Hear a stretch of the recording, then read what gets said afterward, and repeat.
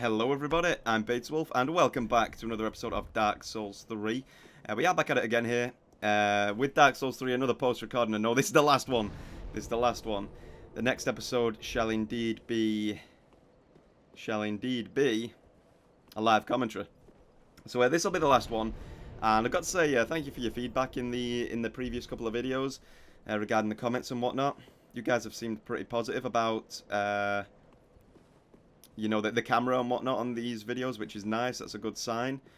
And oh man, it's a little bit brighter outside today. Kind of, it's still kind of overcast, but it's a little bit brighter, so it matches nicely with what's going on here. I mean, it's not as beautiful as that, but still super bright outside. And we are at the Great Belfry, and we're approaching, and we're gonna ring the bell. There's that courtyard that I was talking about in the last episode. And here we go. Ringing the bell.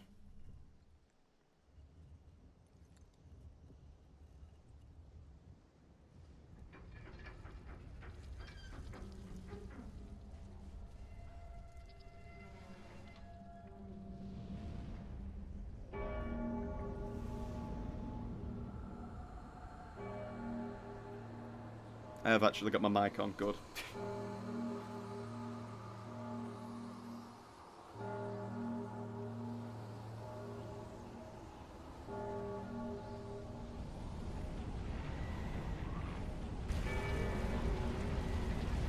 And then the storm sweeps in.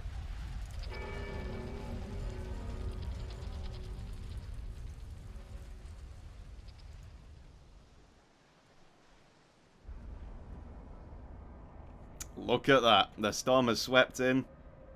Nothing like what it was.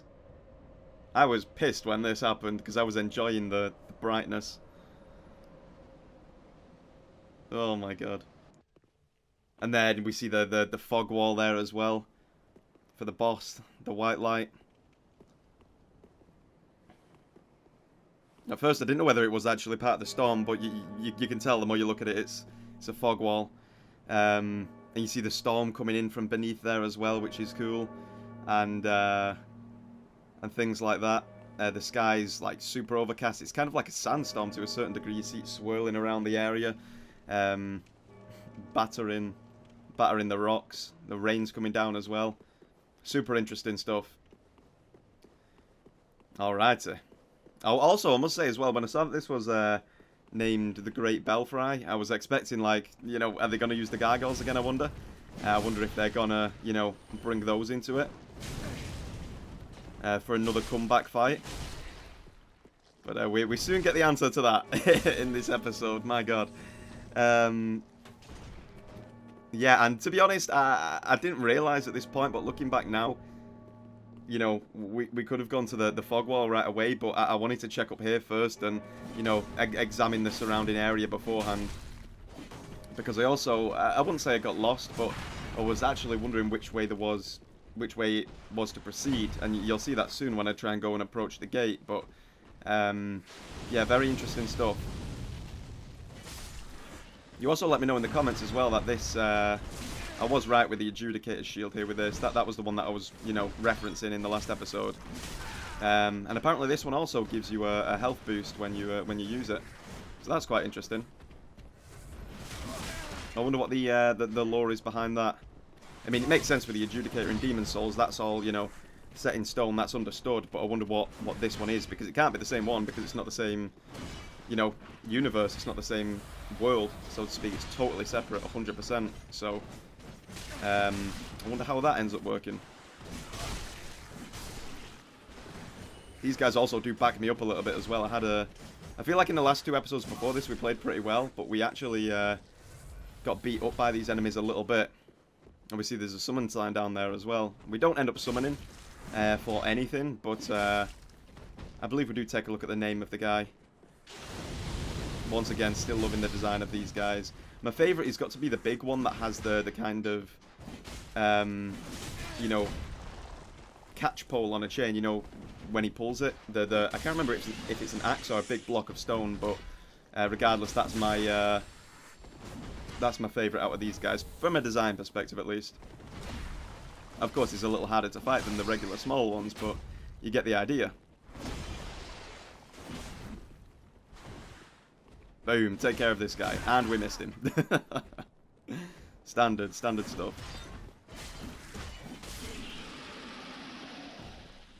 Okay. We also get a lightning gem there as well. I can't even remember... When that happened, I couldn't remember ever picking up one of those before.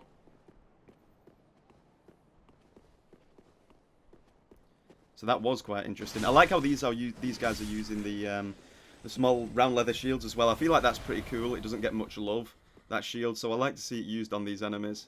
And this is the guy, okay, it's the axe on the chain, that's right. Azog the Defiler. I believe he also destroys some of the environment around here as well, like that. I did enjoy that part as well.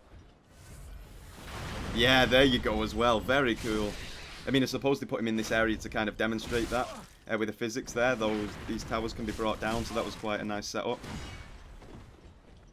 Burning through that delicious Estus. We do get a couple of surprises in this episode, in fact.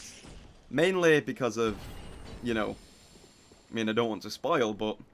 the boss. Additionally to the fact that we're going to see something else further up there soon. And of course, we've got the dragons up here again, all praying, all solemn in one. And we do see the big dragon there on the mountain as well. I don't think... oh, did we pay attention to it this time? I think I do, because we come up here a couple of times, actually. Yeah, we do. Yeah, that's it. We do pay attention to it here. I love their shapes as well. How the mountaintops are pointing up like that, as are the, spikes on the dragon's back. It really fits well with the mountain. Very, very artistic with that piece for sure. Fits in really nicely, and that guy was a beast. Look at the size of that thing. And here I was debating what was this area about, and I do eventually come back and figure it out. But initially, I just thought, oh, it's just to show you a set piece, and to give you a top view of the area, so you can see all around what's going on. But there is actually more to that spot than meets the eye, and we do actually go back and figure that out a touch later. But it must be worth saying as well, we do actually go back and forth a little bit in this one, finding out where to go, but we do eventually find out a way.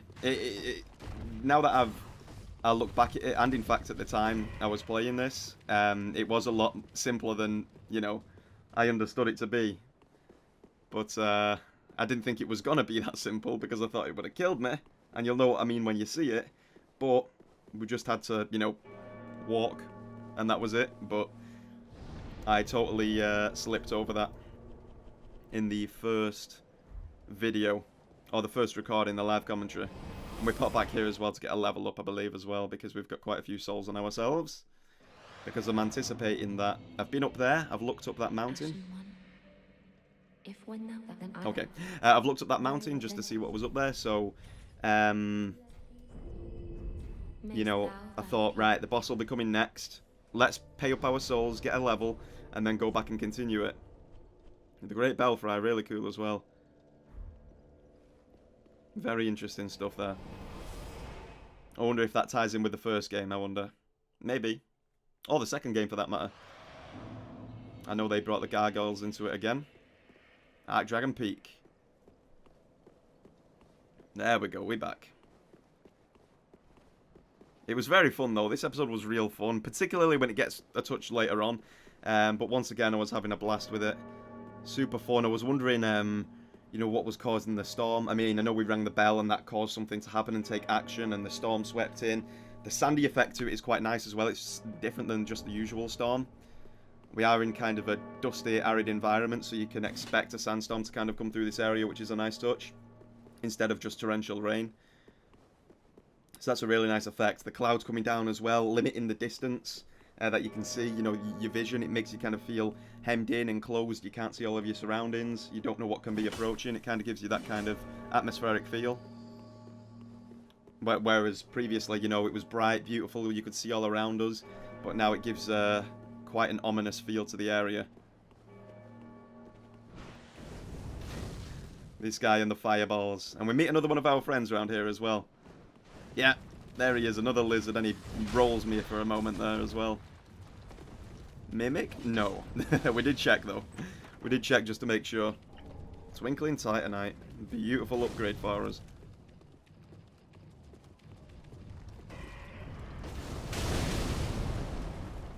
and he got stuck behind the ladders there as well, so I thought, I can't go up there because he's just going to absolutely body me when I try and go up. So we've got to take care of him first before we go up these ladders. This was also a bit of a surprise as well. Really, really cool stuff. Boom, there we go, we got him. And this guy, so very nearly, there he is, the pyro, sniping us from afar. He's got good aim, that guy, right? Look at the curve on that.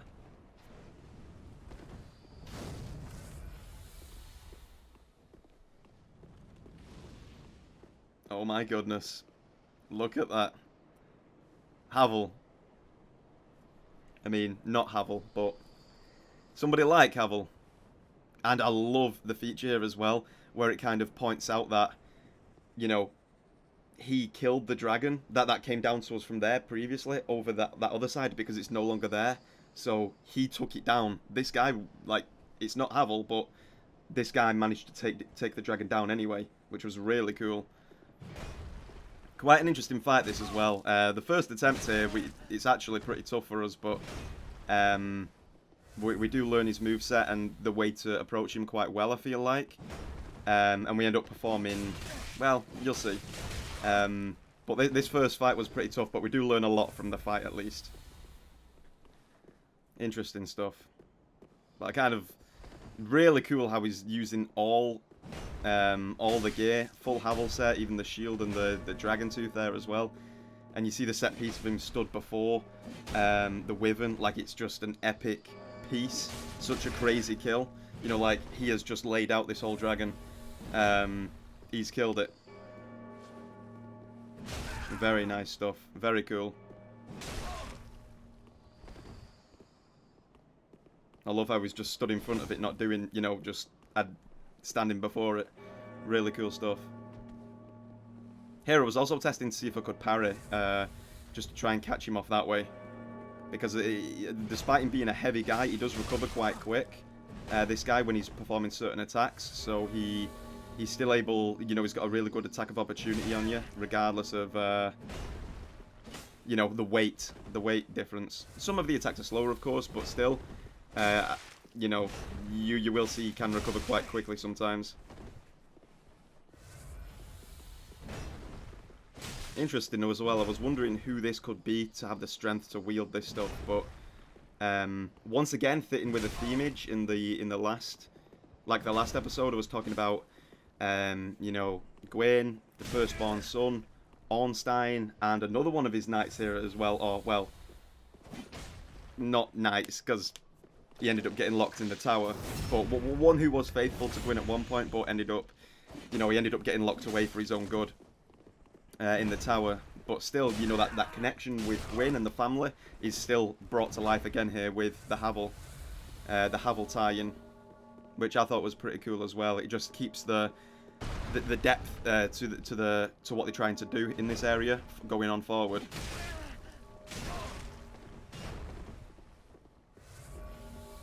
Really cool. Ended up staggering him there and getting a nice riposte. But we are burning out the Estus here as well. We're only on one more here at the moment. But yeah, that I really like that theming with the connection of Gwyn and the family. Was once his friend. Of course, like I said, he didn't end up being one of his knights. In the end, he ended up getting locked in the tower. And I called BS on that. What the hell was that hitbox? Seriously. During the episode, I called BS on that. I would have understood it if it staggered me a little bit, like some weapons can do when they land real close to you. Say if it hits there, and it stuns you a little bit because it hits the ground around you. But to actually kill, I thought that was a bit off, for sure. And I think we actually do get a demonstration in this next attempt of what should have actually happened there, in my opinion. But it is what it is. I wasn't pissed or anything. I'm just saying, you know, it was like, come on, dude.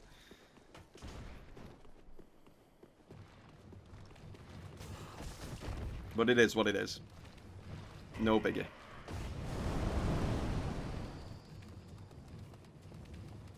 Havel getting locked away in that tower. Dark Root Basin, man. Funny. Good memories, good memories. Finding him down there. That was always fun stuff. Especially when you're fighting him early as well. That was always cool. Okay. So you can recover quite quick, but we learned a lot from the first fight. You'll see in this one, we approach it in a much better fashion. I think we land like 5 riposts on him or something like that, and we don't get hit nearly as much.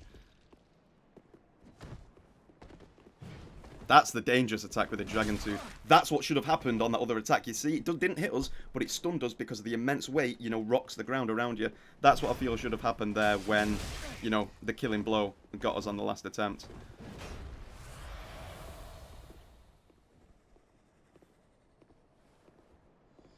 Facing him off, slowly. Slowly circling.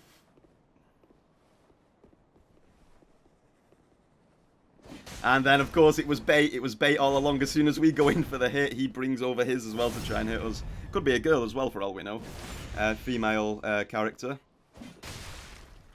It's pretty much impossible to tell just going off appearance. Now, that's a powerful one. But the rolling Dragon Tooth attack, man, the way it gets swung around, crazy. That's the dangerous one that you got to look out for. Especially in PvP as well, I found. Not in this game, I'm just working off the previous game here, but that's the real catcher one. That's the one that gets you. I even love how he's able to use the Iron Flesh feature with the shield there as well. Pull it up to buff himself. Really nice. I timed that one perfectly as well. I was looking for that. As soon as he brings up the block, you know, when he goes like that, hit him with it to stun him. And there we go. Good night to you. I believe we do a bit of reading here as well, so I'll try and recite that as well. Excuse me. A tremendously solid and heavy great shield cut straight from a great slab of stone, said to be a relic of the legendary Havel the Rock Johnson, along with the Dragon Tooth. The shield is imbued with a special power reminiscent of Havel himself.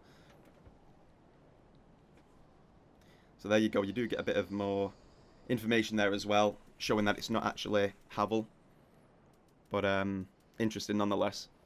Created from the everlasting Dragon Tooth that will never break, left by Havel himself, along with his boulder-like great shield, grants the wielder resistance to magic and fire. Really cool. And then we do actually jump off this way, I believe, after killing the wannabe right there. The wannabe.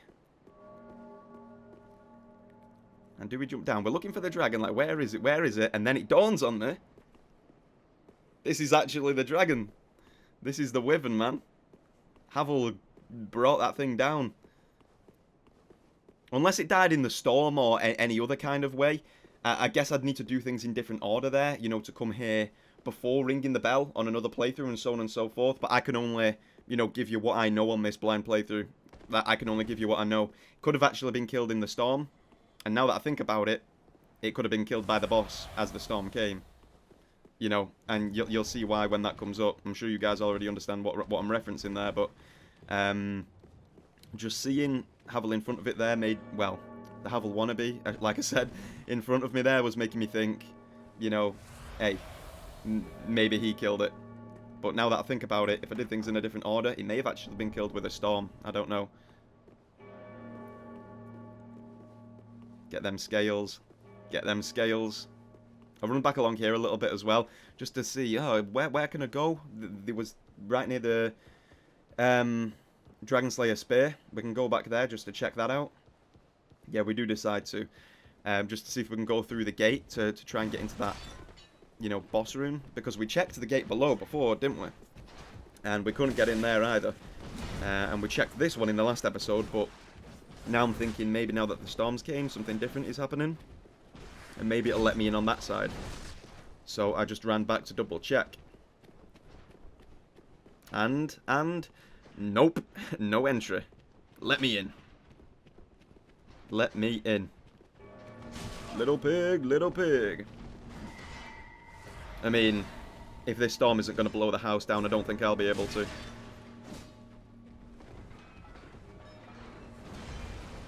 There we go. Drop on down, mosey on down there. And we do skip these enemies. We run by them all the way back.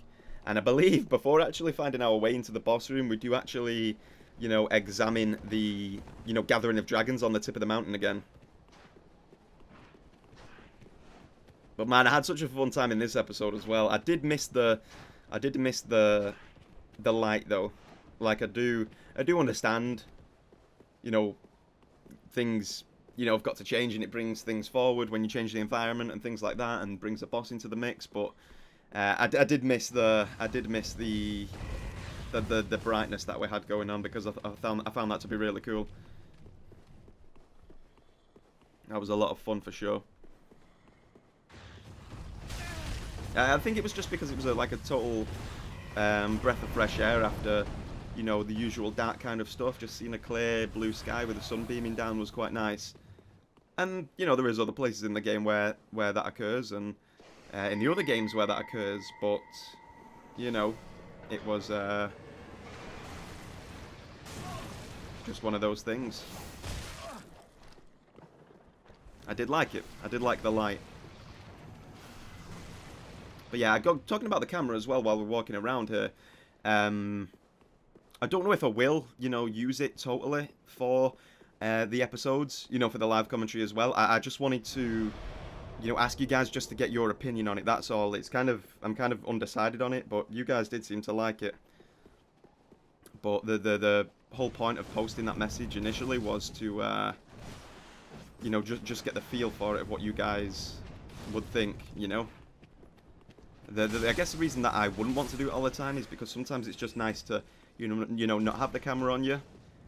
Because I always have it on while streaming as well, and sometimes it's just nice to switch up and not have it on. So, and I feel like it's more important for streaming than do it on videos, in my opinion, to be honest, because it's a live connection, you know, in live time as well, not just like live commentary on a video. But I can still get the appeal of that as well, but I feel it is definitely more crucial during a live stream, than a video. But maybe I will do the camera on live sometimes as well. I'm just not gonna throw out any promises. The whole comment on the last episode was just to kind of gauge your opinions.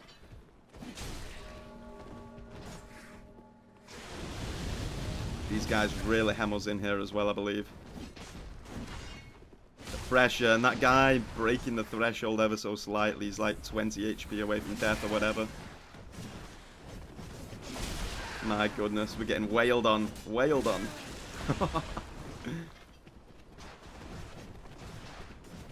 I may very well die here, actually.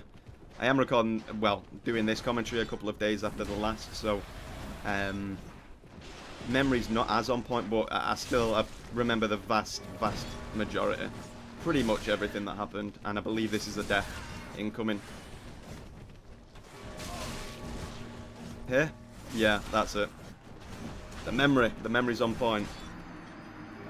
Yeah, we died there.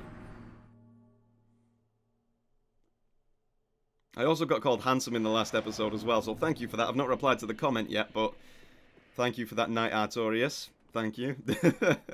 I mean, I don't feel like I am particularly, but, you know, I'm just a regular, standard guy, but thank you for the comment. That was real nice of you.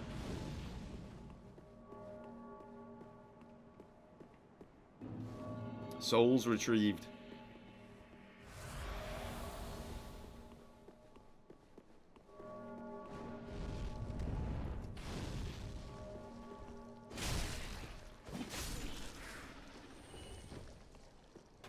It was also pointed out in the comments as well, now that I'm thinking about it. I'm just casting my mind back to some of those that I've read. That maybe Ricard in the last episode is actually Ricard, because he's wearing the crown and, you know, he's got the rapier and whatnot. I personally don't believe that to be, mainly due to the... Well, there's a few things really. It just doesn't fully add up and make all as much sense to me. Part of it being down to the insane passage of time. You know, surely he just wouldn't still be alive. In addition to the fact that the first guy had the rapier as well, and just because he's wasn't wearing a crown doesn't mean that he's not a prince. He wouldn't be walking around Sen's Fortress with a crown on and no armor, you know. So I just don't. And there is other bits to it as well, but I don't think this is the real Ricard. Unless maybe I've not seen enough evidence from this game yet, but yeah, I'm kind of hoping it's not, to be honest. It just doesn't make as much, you know, it's as much sense to me. But it is what it is.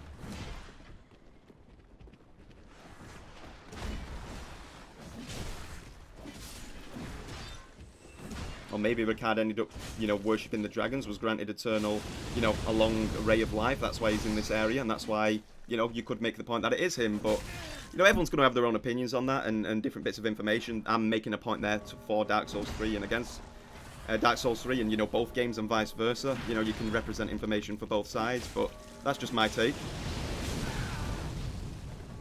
You know, granted long life by the dragons, maybe you could say. Hence why he's in this area. And that was a great shot. I love this. This enemy is cool as hell. Thank goodness that one missed us. There's a real good hit coming up here as well, actually. That is so nice, but it's this one in a moment. Here, wait for it. I'm sure it's in a moment here. That is cool as hell. The way he launches it over. Like, I saw it, even though I got hit by it, as it went over, I saw it coming, but by the time I thought about it happening, he'd already got me with it. He throws it over and drags it back along your back. That is really cool. I love that move. That moveset is great. And it kind of pulls you in a little bit closer as well. That was really nice. I love that. But yeah, the Ricard stuff, that was interesting too.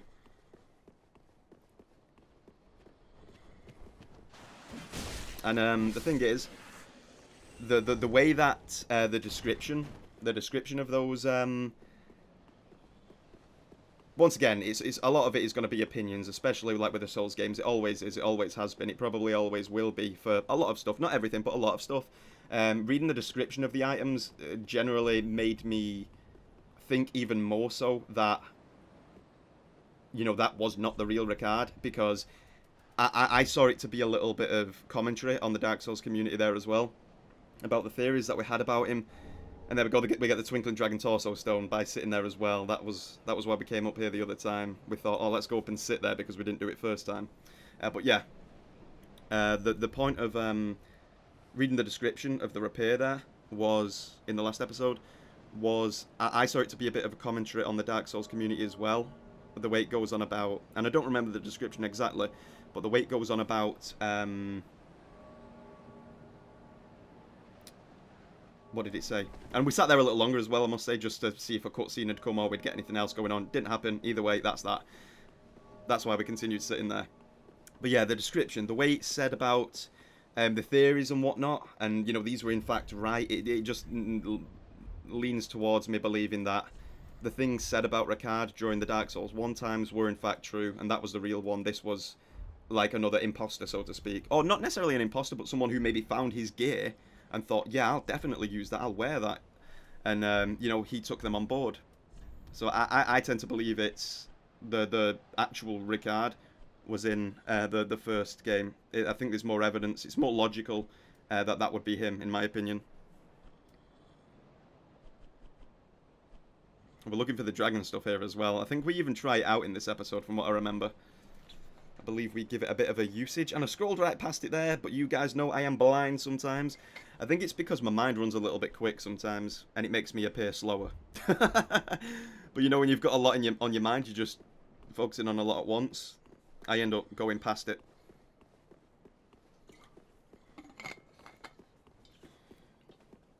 And now I start thinking, dragon-based area? Do we need to be a dragon? And the gate will open. It will grant us access to the gate. So that's what we end up doing here. Trying to whack ourselves in. Right, let's look for the dragon stuff. Let's equip it. And turn ourselves into a dragon to see if we're able to be granted access by, you know, transforming. I mean, I guess we are kind of thinking along the lines of how, you know, how Miyazaki and the FromSoft team would want you to think sometimes, I guess, but it turned out to be quite a bit simpler than this, to be totally honest, as we'll see soon enough.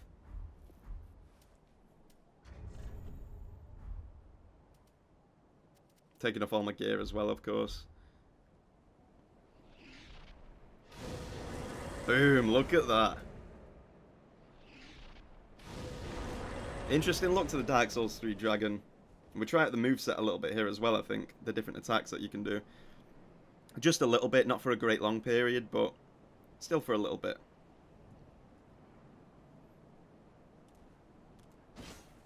The rolling without all the clothes as well, you can feel the flow in it. Definitely going further and, you know, more fluid. Swinging our big old halberd around. We figure it out in a moment how to use the attacks. But, yeah, interesting look to the Dark Souls 3 dragon, different than the others. Of course, each one has been different than the previous, going through the Souls games. But, yeah, I think this one, you know, it's a bit strange, but I think it can suit Dark Souls 3. Interesting. I like how it matches the statues as well. You know, the dead ones, the ones that have passed away. And there you go. Look at that. Oh, it reminds me of the soul glitch in the first game. You know, where you could get infinite souls by using the dragon head. Not that I ever did it, but, well, I was aware of it, of course. It just needed, like, one soul item and you could blaze through, like, to infinite souls, pretty much. Oh, well, just a few souls items and you could rack them right up by doing that dragon head glitch. But yeah, I like how the horns match the... And in fact, the whole composition of the way the dragon looks, the dragon form looks is, you know, when we see the statues up around this area, the dead dragons, it kind of matches that, especially the horns. Really nice. And here we just think, how do we get in there? How do we make our way? We've got to ring the bell again. You know what? Let's just go for it. Let's walk off that ledge. And... could this be misfortune? Try lightning? Then I was thinking, do we need to lightning the bell? Or what's going on? And then I thought, no, they can't expect you to do that. Let's just try and walk off it. And, to my surprise, eventually, when we do it...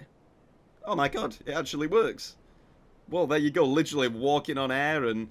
you know, the power of the storm, whatever magical power is being created there, we're managing to walk on it. Crazy, crazy cool stuff.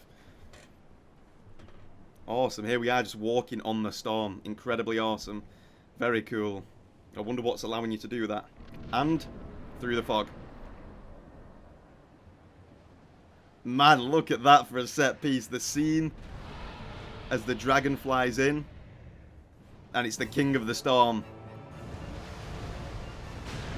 And oh my god, like looking at it, I pay attention to what this guy looks like on the dragon, and I'm like, oh my god, it's him. It's got to be him, right? It's it's so cool. I lost my mind in this moment during this fight and with what's going on here. The temple in the distance as well looks awesome around the storm as well, I must say. All the dragon statues, the fact that we're walking on the storm and all of it wrapping together, super cool. But mainly, look, and when I saw that, that's what made me think, oh, it's him, it's him, right? It's the firstborn son of Gwyn. It's got to be. It's got to be. All the evidence that has been stacked. It's, in the last couple of episodes, it's like, it's got to be him, right? And I lost my mind here. I felt vindicated in what I'd said previously. I felt like we were proven correct. That was a crazy attack as well.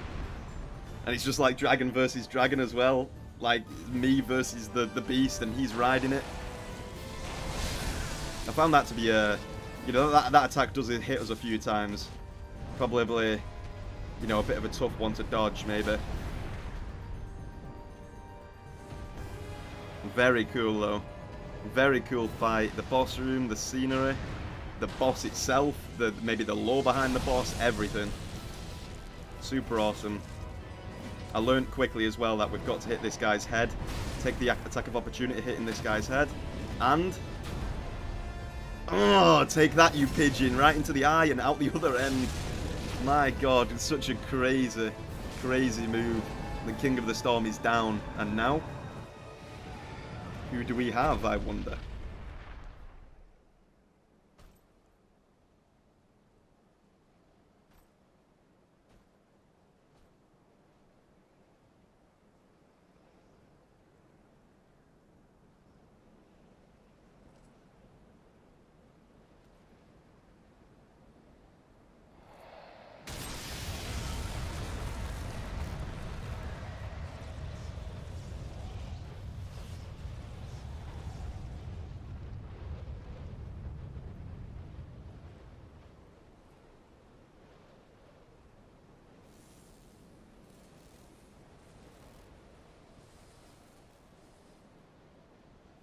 And it's the Nameless King. It's got to be right. It's got to be him. The firstborn son, surely, right? Yeah, I feel like I've got it right, and it has got to be him. So I feel, like I said earlier, vindicated. I feel like it was just... I got it spot on here for once. And he does quickly kill us there as well. We do get a chance to go back here for another attempt, though. But, man, that was so cool. I was hyper as hell in the moment. You can see the smile on my face right now. I was buzzing when this was going on. I was loving it. And we abandon the dragon stuff, and we stick all of our armor set back on here as well. Where is it? The Northern Helm. There we go. And the Drang set. That's the stuff. That's the stuff. Very cool. And we go back for another attempt. Quite simple, getting past the King of the Storm. It did say the King of the Storm, right? Taking out the Wyvern. That portion's easy. We'll see how we do this next time as well. And we are getting closer to the end of the episode here too.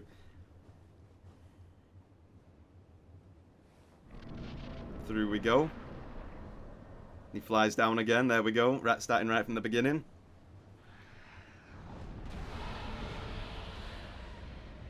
Yeah, King of the Storm. I feel like this phase is pretty easy to deal with.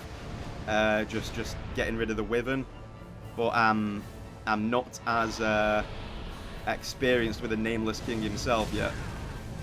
So, to be honest, I'll say it now anyway, because we are getting near the end of the episode. I don't want to miss anything off. I don't feel like I played as well against the Nameless King as I could do. I feel like my next... Don't want to spoil it, but I kind of am now, aren't I? But my next attempt, I feel like we'll play better. I think we played against him as well as we could have done.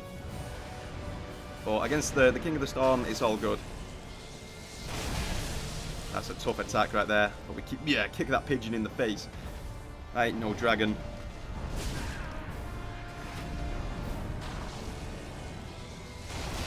Kaboom.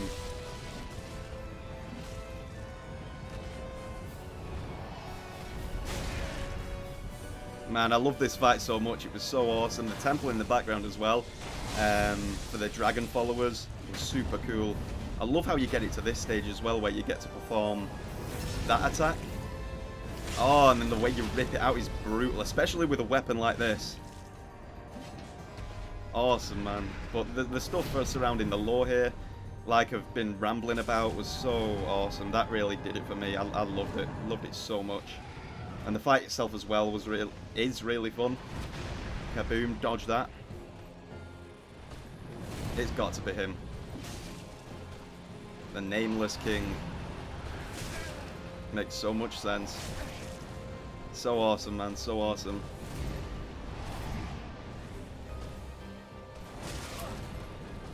Don't know why, I felt the adrenaline going. I just didn't play against him as well as I thought I could have done. It's like we got killed really quick. I feel like I want a good solid attempt on this guy. That's what I want. But yeah, right now, folks, it does look like we're wrapping up. We call it here. We don't go back for another attempt.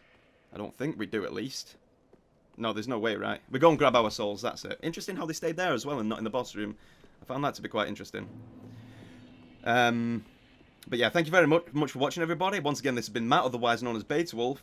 And I shall see you guys in the next one. I'm doing it just a touch early, just to make sure we don't cut anything off here and end. But yeah, thank you very much for watching. I hope you liked. If you did, please feel free to leave a like. If not, no hard feelings. Once again, this has been Matt.